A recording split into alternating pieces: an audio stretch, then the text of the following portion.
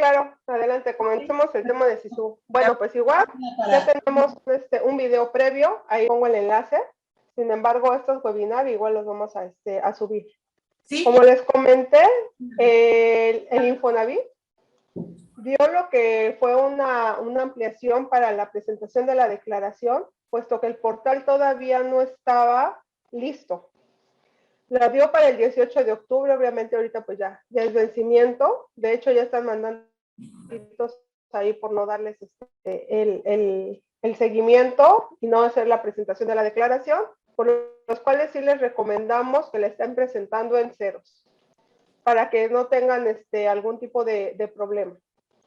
Aquí están pasando las empresas donde ustedes pueden mandar sus dudas, sus comentarios y donde también van a estar los videos que estamos pasando ahorita sobre estos webinars. Tú nos comentas a qué hora estés lista. Ya está. A ver, ¿ya la pueden ver? Perfecto. Perfecto, bueno, pues aquí les recomendaba, esto fue el aviso que mandó el Infonavit mediante su página para llevar a cabo el cumplimiento de la informativa hasta el 18 de octubre. ¿Ok? Entonces aquí abajo les puse la pantalla de cómo poder accesar. Es al portal del Infonavit. Nos vamos a la opción de patrones y nos vamos al portal empresarial. Acuérdense que en el portal empresarial es donde se va a hacer donde vamos a tener el icono para poder hacer la presentación. Dentro del portal empresarial nos va a pedir una serie de datos, que es nuestro registro patronal, nuestro correo electrónico y nuestra contraseña. Igual, aquí está el video para poder darse de alta en lo que sería el portal empresarial para efectos de Infonavit, para que ustedes ahí puedan hacerlo.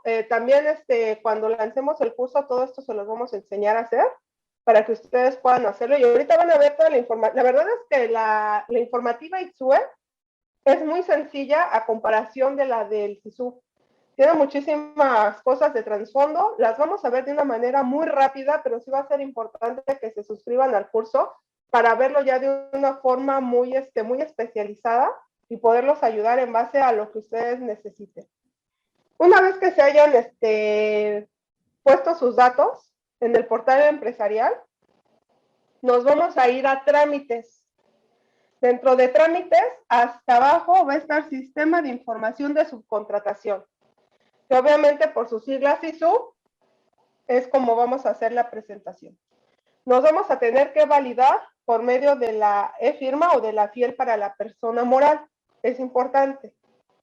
Una vez que nosotros nos hemos pues timbrado, validado, nos va a habilitar el cuatrimestre. Para efecto de Infonavit, no nos habilitó la primera informativa, que es la correspondiente a abril, como el ICSOE. Solamente nos habilitó la segunda cuatrimestral, que es de mayo a agosto. Entonces, ahorita obviamente pues no vamos a poder presentar ninguna otra más que la de esta cuatrimestral, que es la de la segunda. ¿Ok? Aquí nos va a dar del lado izquierdo una serie de archivos que vamos a poder descargar, los cuales si ustedes quieren se los podemos hacer llegar, que son los layouts. De hecho, el 6 de septiembre hizo una actualización de layouts porque marcaba muchísimos errores en lo que era la parte del encabezado. Encabezados que ellos mismos fueron los que pusieron, en donde nos daban a conocer o nos decían en cada uno de los encabezados que necesitábamos, como el nombre del personal, lo que sería a lo mejor el número de seguridad social. Entonces, hasta esos archivos marcaban errores. Hasta el 6 de septiembre fue que los actualizaron y entonces ya pudimos subir los correctos. Aún así tuvimos que hacer algunas modificaciones para que los archivos en cero pasaran sin ningún problema. ¿Ok? ¿Qué es lo que tienen estos archivos? ¿O qué es lo primero que nos van a pedir? Nos van a decir información sujeto obligado. También es importante lo que les quería comentar. Una vez que se timbre, aquí cuando yo hice esta informativa todavía no ponía la parte del folio, pero aquí vamos a poder ver una pestaña que dice folios. En esta pestaña que dice folios, si tú ya enviaste tu declaración del SISU, Vete a esta pestaña que dice folios para que puedas descargar tu acuse. En dado caso que no exista acuse, significa que tu información no llegó o que por lo menos el Infonavit no la recibió. Tienes que volver a hacer todo el proceso del llenado de la carga y volverlo a mandar hasta que te da un acuse. Hay empresas que me tardé hasta mes y medio en que me dieran un acuse. Hay empresas que a la primera subió me la dio. Entonces, lamentablemente es por la misma falta de que la plataforma no estaba lista todavía. Sin embargo, pues hay que hacerlo, ¿no? Hasta que nos dé la acuse. Ahorita, aún así, y diario estoy aquí, tengo una empresa que no me ha dado acuse, ya se le envió, pero todavía no me dé la acuse. Entonces, ni modo, hay que estar luchando hasta que nos dé la acuse y tener buena suerte, porque aquí no sé de qué otra forma llamarlo. Entonces, ahora sí vamos a ver el llenado. Primero nos van a decir, dime la información del sujeto obligado. Voy a abrir aquí lo que sería la parte del sujeto obligado. De hecho, aquí yo le puse ya nuevos, porque precisamente, como les comentaba, había encabezados mal, muchas cosas mal. Vamos a ver, primero nos pide la parte del cuatrimestre que declara. Sí ven mi pantalla, ¿verdad? Cualquier cosa me comentan, por favor. Sí la vemos. Perfecto. Primero me dicen, dime el cuatrimestre que declara. En este caso, pues es el segundo. El único que nos habilitó el CISO. Hay que tener cuidado con todo esto y nos tomemos nuestro tiempo, porque a veces cosas tan insignificantes nos pueden meter en un problema grave. Año que declaramos 2021. RFC del contribuyente. ¿Cuál contribuyente? Si me voy al encabezado, datos de identificación, o sea, yo que tuve REPSE. Precisamente así se llama este archivo, sujeto obligado. ¿Quién es el obligado? Yo contratista que tuve el REPSE, ¿ok? Mi RFC, mi nombre o denominación o razón social. Es importante también, de favor, que pongamos mucho cuidado en estos datos. Hay gente que dice, mandé mi informativa, ya tengo folio, me di cuenta que en mi RFC me equivoqué y puse un número mal. No hay complementarias. Ahorita no hay complementarias, por favor. Hay que hacerlo en un momento que tengamos a solas, darnos nuestro tiempo y revisar hasta 2 o 3 veces. Mi nombre o denominación o razón social. Mi correo electrónico. ¿Qué correo electrónico? El que de hecho yo estuve poniendo en las diferentes plataformas. Es importante que igual toda la información tal cual la pongan en todas las plataformas iguales, porque después ya se me olvidó, no sé cuál es, y también es un tema ahí por cualquier cosa que les vayan a llegar y nosotros pensamos que no nos llega nada y resulta que es porque lo pusimos mal. El número telefónico y en dado caso que haya una extensión. Mi registro patronal.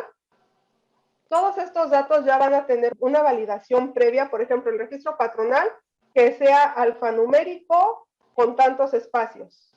A lo mejor el año que sea solamente numérico con tantos espacios, igual.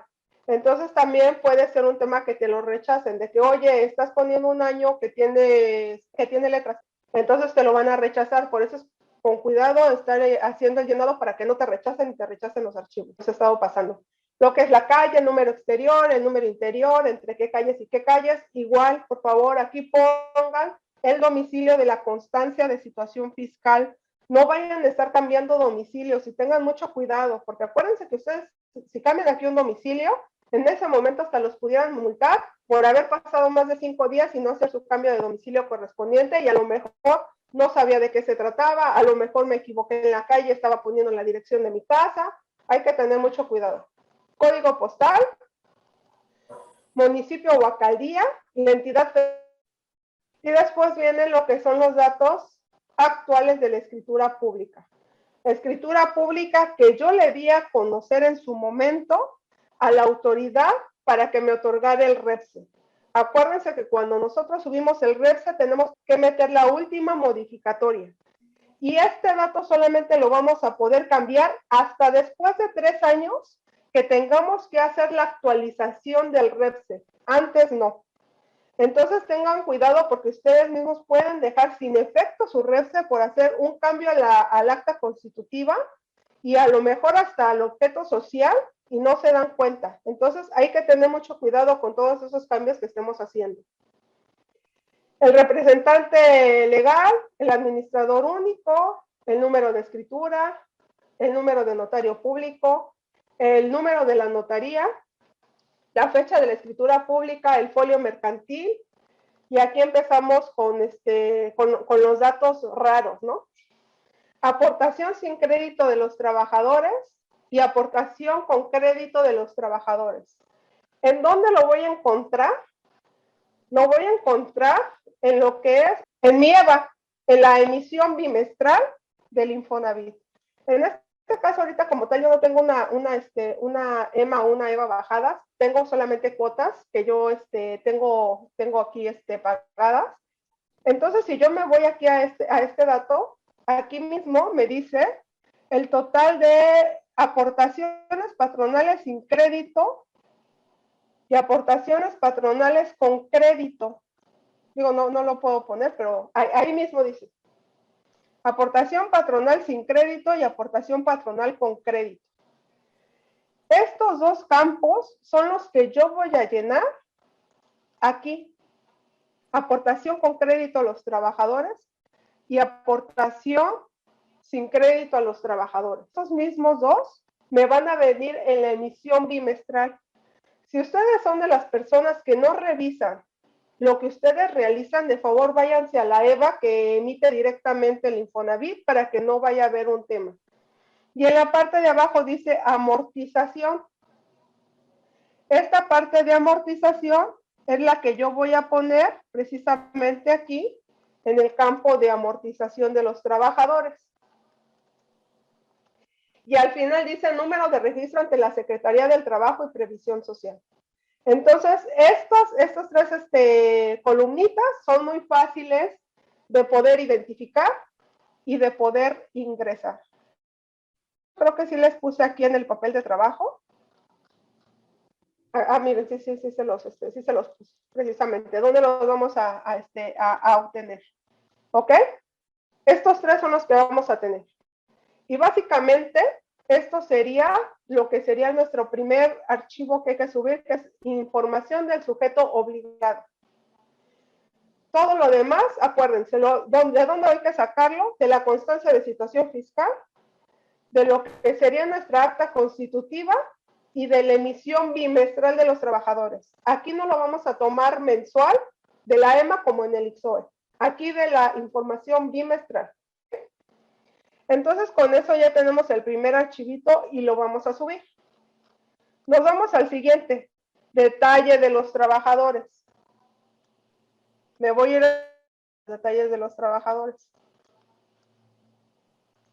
El Excel de los trabajadores. Ahí les puse algunas pantallitas igual en la presentación, pero la verdad es que eran muy pequeñas y algunas pues no salen completas, por eso mejor abrí todos los Excel para que los podamos revisar. Y nos vamos a los detalles de los trabajadores. Esto sí es un tema, la verdad, de todo un curso para que me puedan entender. Sin embargo, sí se los voy a explicar lo mejor posible, ¿no? Para que ustedes tengan errores. De todas formas, ahorita vamos a las preguntas. Nos damos, cuatrimestre en el que declara, año 2, año en que se declara, 2021. El registro federal del obligado, acuérdense, identificación, y aquí te dice del sujeto obligado. ¿Quién es el sujeto obligado? Yo, que tengo Repse. Mi número de contrato. Aquí también viene el folio del contrato que yo les comenté. ¿Por qué es importante los folios de los para cuando nosotros tengamos anexos, aditivas, cualquier modificación al contrato, deben de ir vinculados los números de contratos para que la autoridad lo pueda ver. Si nosotros no vinculamos esos números de contratos, la autoridad no va a saber si es una modificación o si es un contrato nuevo. Por eso es que es tan importante este número de contrato y que nosotros en un Excel lo llevemos, que se lo pongamos al contrato y si no se lo pusimos, entonces por favor lo pongamos en un Excel y empecemos a foliar nuestros contratos. Nuestro registro patronal ante el Seguro Social, nuestro número de seguridad social del trabajador, la calle, que es el centro de trabajo, Por favor, es muy importante los centros de trabajo. Muchos de nosotros no sabemos que si el centro de trabajo de nuestro trabajador no corresponde a los domicilios fiscales, debemos de sacar un número de registro patronal y de hecho pagar impuestos sobre nómina correspondiente al centro de trabajo y no al domicilio fiscal. ¿Qué pasa si yo pongo que el centro de trabajo no es al número de registro patronal que me corresponde? El día de mañana también me pueden multar por no tener el número de registro patronal correspondiente al centro de trabajo, sino solamente al domicilio fiscal. Mucha gente tenía trabajadores regulados y con alta solamente del domicilio fiscal, un solo número de registro patronal. ¿Qué pasa? Si yo tengo muchos registros patronales, todos los tengo que agregar aquí. Acuérdense que a diferencia de lo que sería el IXOE te pide agregar cada uno de tus contratos. Ya que los tengas todos agregados, envías la información. En estos Excel tenemos que agregar todos los contratos, porque una vez que subamos la información no nos va a dar la opción de subir otra información adicional. Ya solamente se le los contratos que tengamos los vamos a tener que juntar en este Excel para poder subirlos ahora sí que en una sola vez, y esa es la que se va a enviar. Igual, por favor, tengan mucho cuidado, no vayan a llenar la primera, ya lo envié, y ahorita no hay complementaria, se los vuelvo a comentar. La autoridad todavía no está preparada para lo que son las complementarias, sin embargo, ya empieza a revisar. Entonces hay que tener mucho cuidado. Sigamos. Bueno, y también como comentario, dentro del mismo Excel, todos los números de registros patronales que tengamos diferentes, los tenemos que subir. Número de seguridad social del trabajador, lo que es el centro de trabajo del trabajador, colonia, código postal, municipio, y en dado caso que tengamos centros de trabajo, tenemos que tener ahora sí que nuestro número de registro patronal abierto. Ante el SAT tenemos que tener una unidad abierta para que podamos hacer la segunda, que es ante el Seguro Social, y también el impuesto sobre nómina abierta, y más cuando trabajan en diferentes entidades. Cuando es puro Ciudad de México, puro Veracruz, es más sencillo a que sí sea de diferentes estados los trabajos realizados. Ok, el municipio o la alcaldía, la entidad federativa.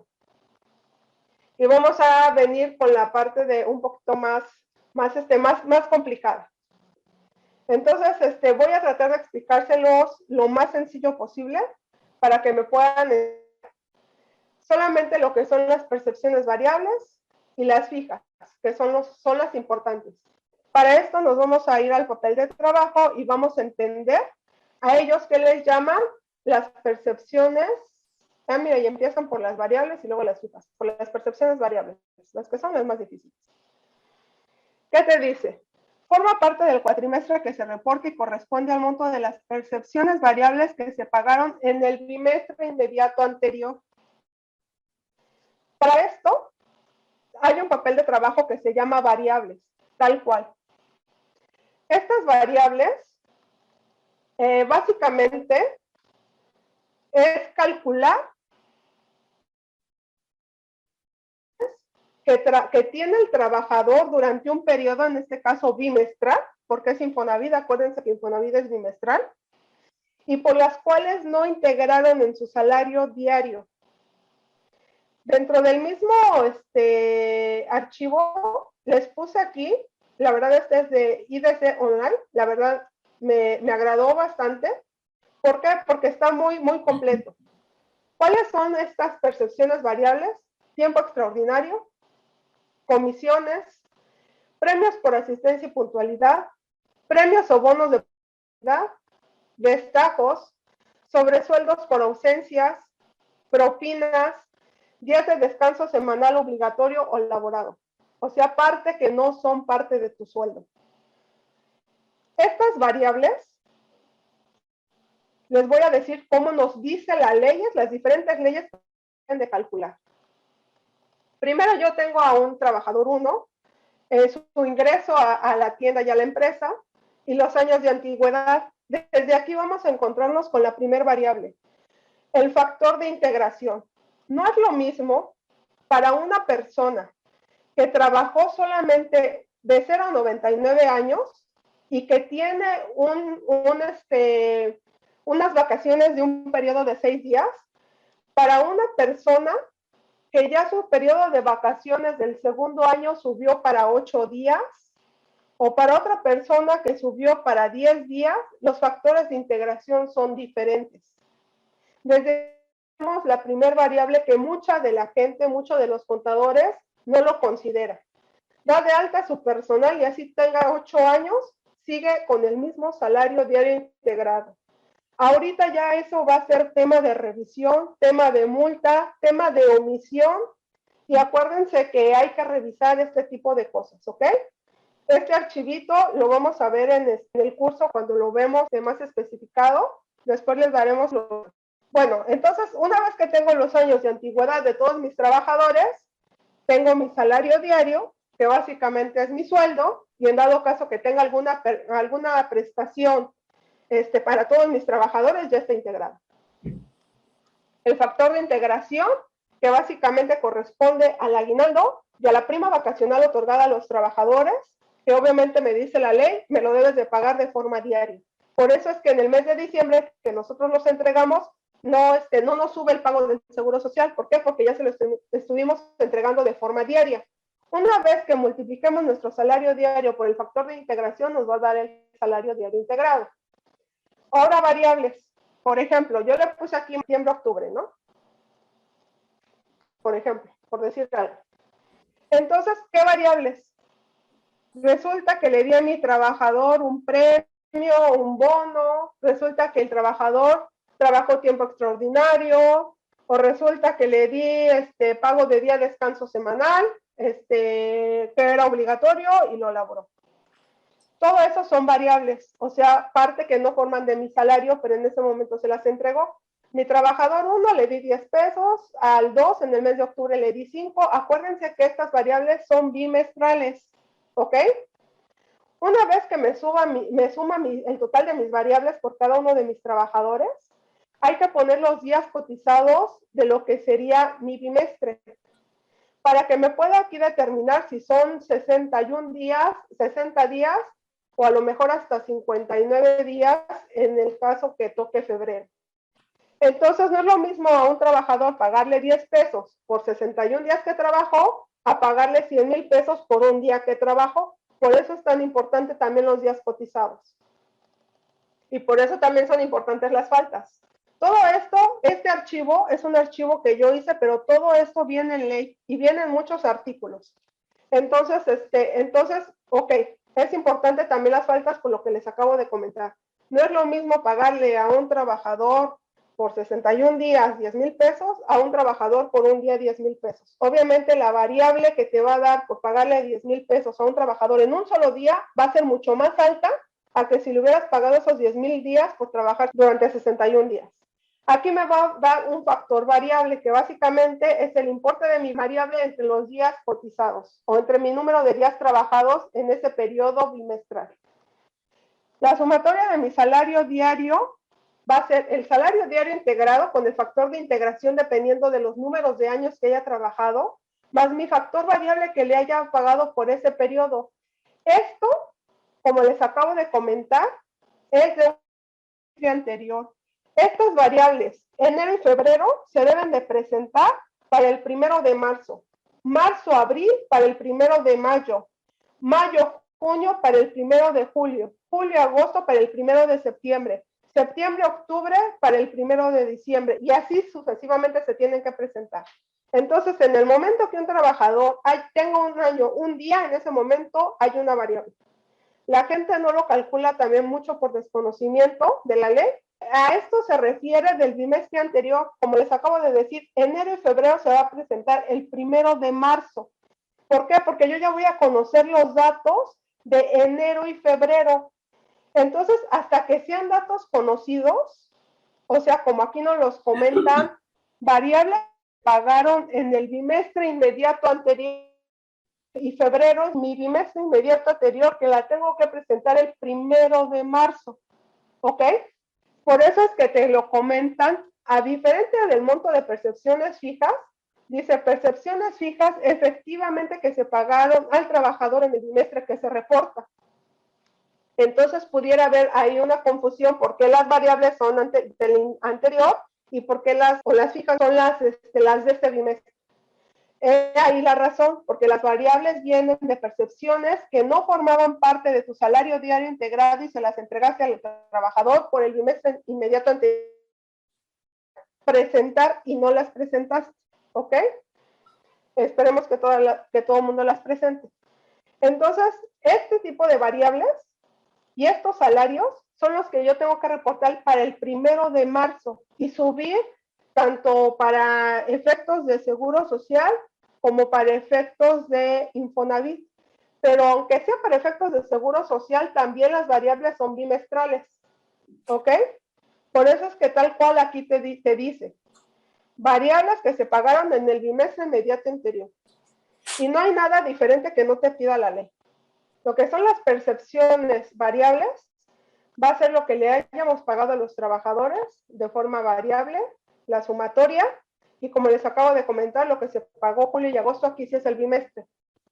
Las percepciones fijas es el salario diario integrado por el número de días que obtuvo el bimestre, en este caso, 61 días, ¿no? O comentando que haya sido, por ejemplo, noviembre, diciembre. Aquí vamos a ponerle que fueron 61 días o 60 días correspondientes al bimestre. Que si nos vamos también aquí a la parte de nuestra emisión mensual, aquí también nos va a dar el número de días que tuvieron cotizados los trabajadores, ¿no? 30 o 61. En este caso va a ser el número de días que corresponda al bimestre de los trabajadores en forma cuatrimestral al último bimestre que conozcamos de ellas. Es lo que les digo, la verdad es que la autoridad no sabe lo que pidió, nada más pidió por pedir, pero pues está revolviendo todo. La información es cuatrimestral, de información bimestral, ¿qué información bimestral de cada uno de los trabajadores? El último bimestre conocido.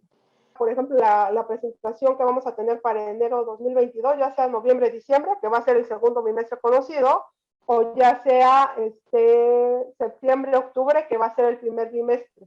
Pero si los trabajadores dejaron de trabajar o nomás estuvieron en ese bimestre, pues esa es la que vamos a subir por cada uno de los trabajadores.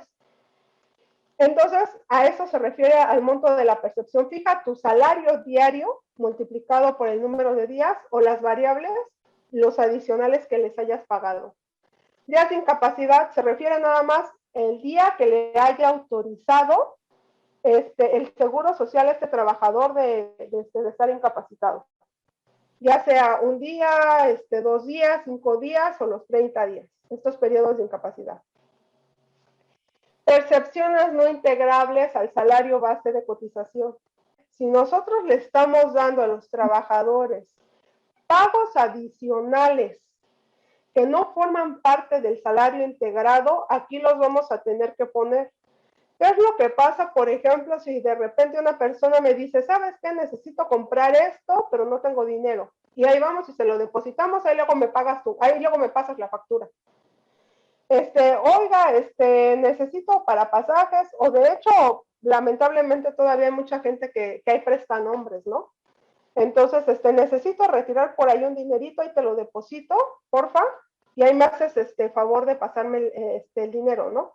Miren, y de hecho aquí les puse a qué se refieren los días de incapacidad y a qué se refieren las percepciones no integrables al salario, base de cotización, perdón. Entonces son todas estas cantidades que no se reportan, pero que el trabajador sí las tiene en el banco. Entonces hay que tener mucho cuidado. Mucha gente a lo mejor me pregunta, oye, ¿se refiere a las herramientas de trabajo? Si se las estás dando en especie, no. Si se las estás dando en dinero, tendríamos que ver por qué se las estarías dando en dinero.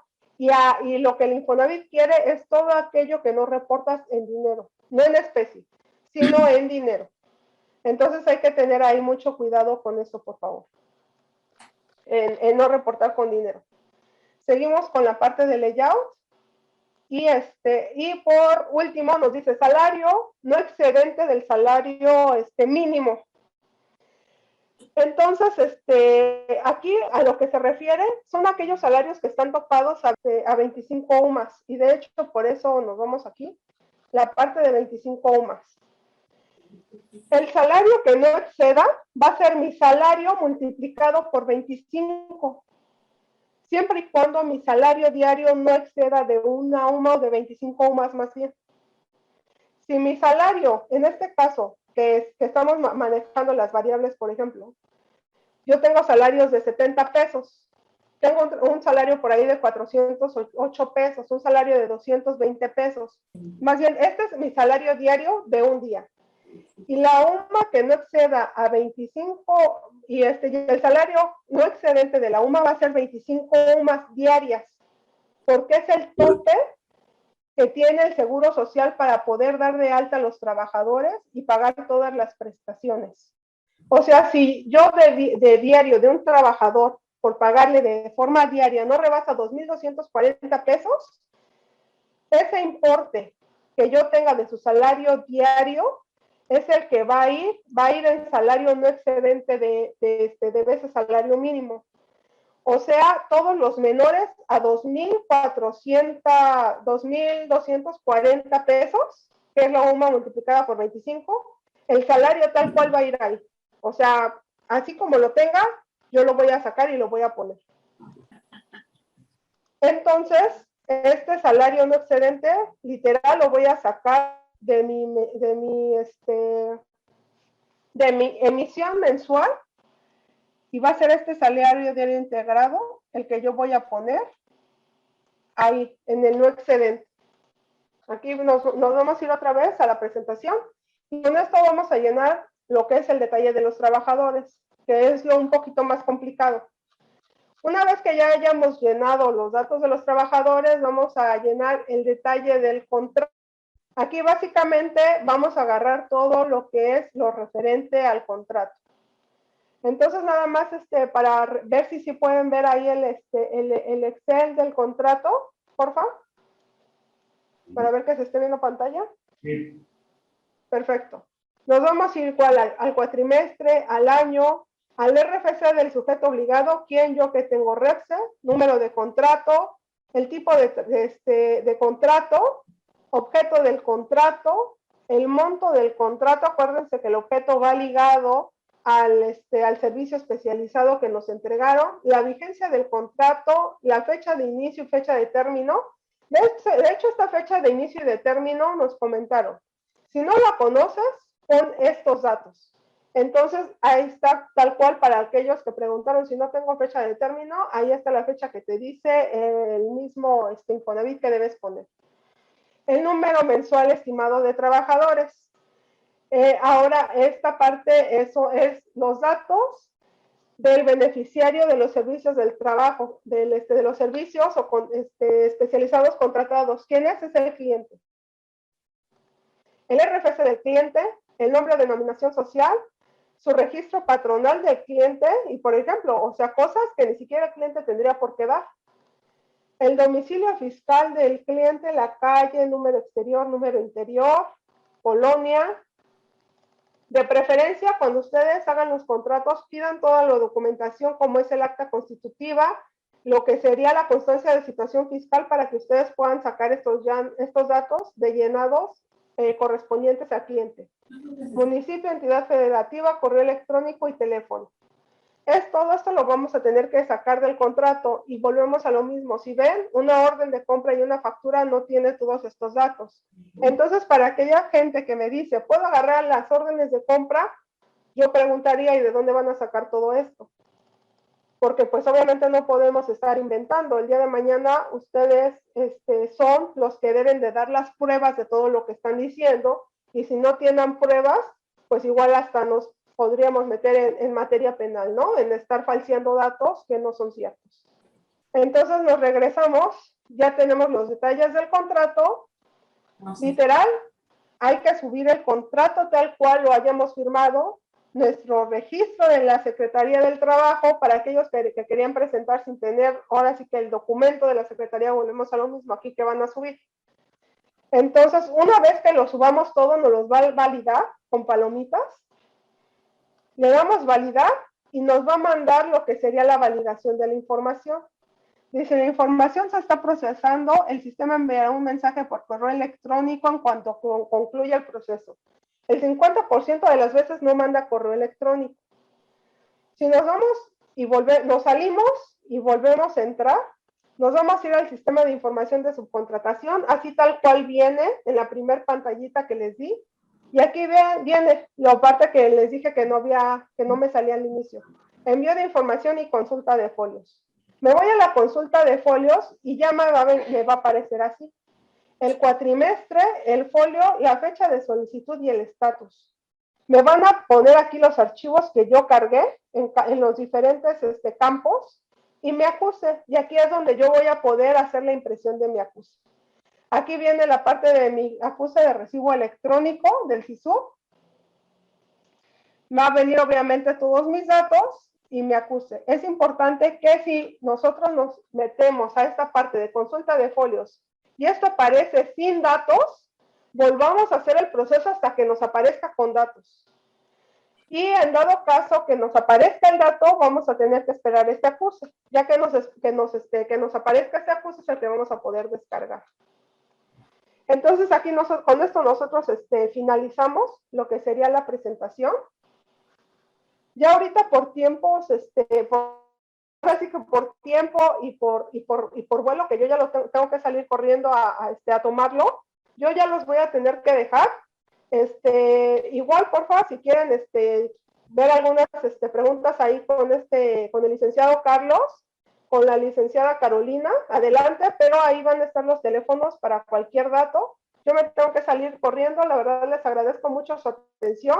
Cualquier cosa háganoslo saber, estén atentos a los webinars que vamos a estar haciendo, totalmente gratuitos para ustedes, así como los cursos que sí requieren ya un poquito más de información, pero más detallada, más pensante, en base a cada una de las cosas que ustedes van a estar manejando. Con mucho gusto se los podemos ahí decir.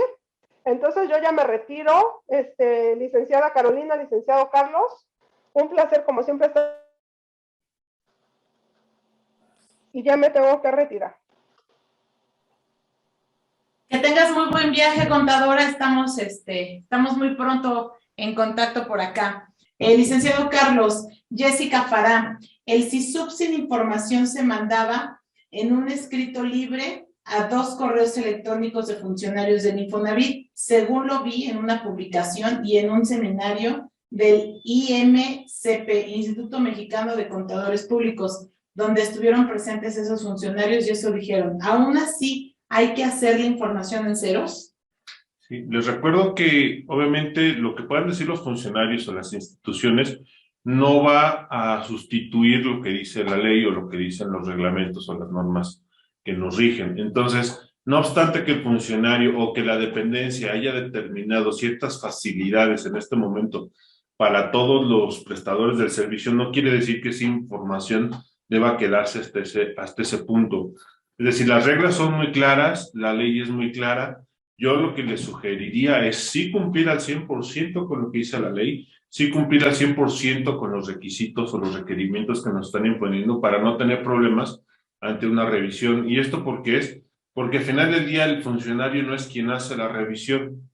Lo hace el inspector, lo hace otro tipo de gente que sí se va a pegar lo que dice la norma y lo que dicen las reglas y obviamente podemos tener alguna circunstancia en el futuro. Ok. Diana Ramos. A mí me marca errores en los archivos de contrato y sujeto obligatorio en el encabezado. No lo he podido corregir. No encuentro qué puedo hacer. ¿Qué debo hacer? Yo los bajé el 18 de septiembre. Tendríamos que revisar a detalle cuál es esa información y por qué le está arrojando ese error. Probablemente es un error en el descargo de la información, pero sí necesitamos, reitero, pues verlo a detalle, ¿no? Porque no sabemos si es un tema de realmente del sistema o es un tema de la persona que lo está subiendo o realmente es un tema del propio documento. Ok, estoy viendo aquí varias personas que piden que se les envíe la presentación. Para los contratos, ¿podemos manejarlos en 2 idiomas o tienen que ser en español únicamente para subirlos? Español. Recordemos que la legislación lo que no es que nos ordene, lo que nos invita es a tener todos los documentos en el idioma oficial y en caso de que estén en un idioma extranjero, deberemos anexar una traducción a través de un perito autorizado para que esa versión sea la oficial. Por lo tanto, yo sugeriría que fuera la versión en español. Si entre las dos versiones la que aplica por cualquier discrepancia es la versión en otro idioma, entonces habría que hacer la transcripción a través de un perito. Laura Galicia, tengo un cliente al cual lo registró en el REPSE otro contador. Mi pregunta es, ¿cómo puedo saber qué información puso al momento de registrarlo? Bueno, no. Vale. No. Aquí regresamos al tema de origen, ¿no? En el caso del REPSE, obviamente la información que se presenta va a quedar volando. Lo único que puede saber es el cliente, porque el cliente es el que le dijo qué información, qué actividad es la que quiere registrar, y obviamente sabe qué información le proporciona el contador. Entonces, es imposible saber qué contiene ese registro, solamente sabemos que el número de registro ampara cierta actividad especializada y hasta ahí podríamos llegar, ¿no? Sería conveniente preguntarle a tu cliente. Hay personas o directores o gente que es dueña de su propio negocio que no se le dan los números, ¿no? Que no entiende, parece que nos están hablando en alemán y confiamos y decimos que lo haga el contador. No sé si es el caso de Laura, pero muchas veces no sabemos qué fue lo que subió el contador, o a veces se va el contador, se enoja el contador y nos deja con una mano atrás y otra adelante porque no sabemos qué es lo que tenemos que hacer. Yo considero que en temas específicos como este, sí es necesario que los directores, que los dueños, que los socios de las empresas estén presentes para que sepan qué estrategia es la que se va a crear para subir toda esta información. Como bien decían mis compañeros anteriormente, nosotros vamos a subir toda la información, el contador va a subir toda la información, él se va y él ya se lavó las manos y el problema se los deja a ustedes. Entonces sí es necesario tener una buena asesoría. A lo mejor hay gente que dice, es gratuito, ¿no? Yo lo voy a hacer y mándenme la presentación porque ahí voy a ver el ABC. Pero recuerden que todo es un traje a la medida, ¿no? Unos venden persianas, otros venden aires acondicionados, otros equipos de refrigeración, otros las cortinas metálicas. Entonces, cada estrategia debe de ser diferente. Ahora, ahí podemos tener un riesgo. Hace rato estaban preguntando de actividades vulnerables para efectos de lavado de dinero. Exacto. Ok. Creo que la pregunta va más en el sentido de una modificación al anexo 11 para la UIF, para poder determinar o para poder brindar este tipo de información de prestadores de servicios especializados. Pero hay ciertos servicios especializados que son los que entran como actividad vulnerable y depende mucho de cómo lo dan de alta en el REPSE. Entonces puede ser que no sean realmente una actividad vulnerable, pero al momento de darse de alta en el REPSE lo dejan como una actividad vulnerable, entonces sí tendrían que rendir esa información ante la UIF para que pudieran estar tranquilos, porque las multas van desde 17,000 pesos hasta miles de pesos, pues, ¿no? Leticia Contreras, excelente presentación, contadora. Muchísimas gracias, Leticia. Muchas gracias por la información. Que tengan excelente día. Muchísimas gracias. Alguien aquí me decía que lo tomáramos en cuenta para un curso, pero como me están llegando varios mensajes. Buenas tardes, gracias por su plática, es de mucha ayuda. Tengo una duda, si tengo 10 trabajadores y 5 de ellos los necesito en un solo contrato, ¿tendría que repetir los nombres de los trabajadores? Bueno, no entendí muy bien la pregunta. Repetirlo, supongo que en otros contratos donde están esos 5 trabajadores de fijo, sí. Lo que tienes que documentar en tu operación es el número aproximado de trabajadores y la actividad que van a prestar estos. Obviamente, si son 10 trabajadores los que tienes en total, tienes 5 destinados para un solo cliente y tienes otros 5 para todos los demás clientes, probablemente vas a tener un tema en cuanto a ver cómo puedes, con esos 5 trabajadores que te quedan, atender a los demás clientes. Pero reitero, al final del día necesitamos analizar tu caso en específico para saber si lo que te estoy contestando es de acuerdo a tu pregunta, porque así es como lo entendimos ahorita, pero ya por tiempos no nos va a dar tiempo, obviamente, de la aclaración, pero yo lo vería más por ese lado, ¿no? De poner el número aproximado de trabajadores, no te dice el nombre, dice el número aproximado de trabajadores y la actividad que van a desempeñar. José Ballesteros, muchas gracias por la información, muy completa. Me gustaría saber la fecha de su curso y el costo. Gracias. Muchas gracias, José. Te pido de favor, aquí no me estás poniendo ningún correo, ningún dato para poder contactarte. Si me puedes mandar tu nombre, José, tu correo electrónico y tu teléfono para que te hagamos llegar esta información y estemos pronto en contacto contigo. Te lo vamos a agradecer. Angélica Pérez, muchas gracias. Son la luz en el camino, quedamos pendiente de cursos. Muchísimas gracias, Angélica. Mándanos un mensajito para que nosotros te podamos mandar información de nuestro siguiente taller, costos y, bueno, que podamos agendar una asesoría. Diana Ramos, si soy una persona física, ¿qué debo subir en el apartado del acta constitutiva? Vas a tener que subir tu cédula de identificación fiscal completa, porque al final del día eso es donde se determina tu actividad económica. Marta Velasco, gracias, excelente apoyo. Cristina Rodríguez, ¿cómo están en Facebook? En Facebook estamos, BVIM Corporativo, son los logotipos que están pasando atrás de nosotros, y MC Corporativo Fiscal. Cristina, te mandamos información. Itzel Martínez, me interesa el curso, y nos pone su correo electrónico. Muchas gracias, Itzel, vamos a tomar tu correo electrónico de aquí. Humberto Olvera, su curso, lo dejo en mi correo. Muchísimas gracias, Humberto. De todas maneras, si me regalas un WhatsApp, recuerda que ya también estamos en una edad en la que ya no somos tan millennials, entonces a veces necesitamos que nos recuerden las cosas. Si nos regalas un correo, Humberto, te lo voy a agradecer muchísimo. Giovanna Román, muchas gracias, quedo al pendiente del curso. Giovanna, igual, mándame un WhatsApp, sigue aquí abajo el número. Julio Martínez, muchas gracias. Ana María, me interesa el curso, felicidades, muy interesante la información, tenemos muchas dudas. Estamos para servirte, Ana María, mándanos un WhatsApp con tu teléfono, tu correo electrónico, nos ponemos en contacto contigo para aclararte todas tus dudas y mandarte información acerca del taller. Con esto, licenciado Carlos, agradezco muchísimo que estés aquí con nosotros. Un placer. Vamos a cerrar ya la sesión, pero vamos a dejar el fondo de pantalla unos 5 minutos por si tienen más dudas, comentarios o nos quieren dejar ahí sus datos, los vamos a dejar ahí y nosotros nos ponemos en contacto con ustedes. Muchísimas gracias, que tengan un excelente fin de semana. Gracias. Gracias, hasta luego.